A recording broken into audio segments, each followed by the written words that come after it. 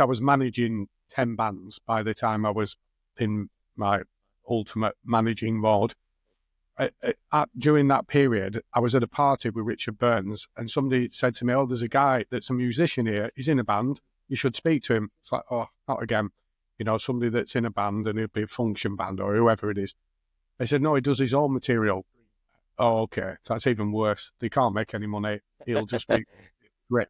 And he introduced me to this guy and said, yeah, well, Kev's a manager of bands, and, you're a drummer. So I'm chatting to him for a bit, and he said, "Well, we're back into the studio. We're recording our third album."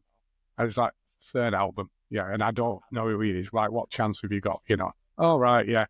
Anyway, what you should be doing is more pubs and clubs. Have you thought about doing weddings? So I'm talking to him like that. And anyway, when he walked away from me, somebody said, "Oh, do you know?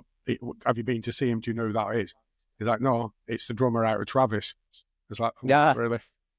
So which I know a few of the rally guys, I'm racing guys, we're all now Travis fans, aren't we?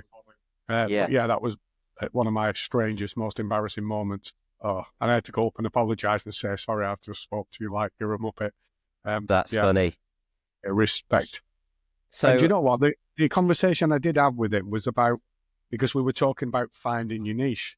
As though I knew anything about it. But the one thing that he has as a drummer, and you think of how many millions of people play the drums, when he plays the drums, it's him playing. And that's special. If you can do that with any instrument, if you've got a sound that somehow, out of the whole world, somebody can go, "Oh, that's that bloke from Travis." Yeah. And you just know that sound. Well, here's a random thing, and I swear I haven't prepped this up, and I'm guessing I haven't told you. The intro to my Don't Lift Off podcast, the drumming is Neil. It's not where. Yeah. So, and I've kind of, I suppose I kind of got to know Neil, and I'm a massive Travis fan. There's 4 main bands in the 90s. For me, there was Oasis, Stereophonics, Travis, and Blur. He's just he's a real nice fella. And then when I had the whole idea of doing this podcast, I wanted like a theme tune, and he pinged it through to me. So that theme tone, it's called, I think it's called Miles of Miles. It's kind of a side project of his with his mate called Eddie.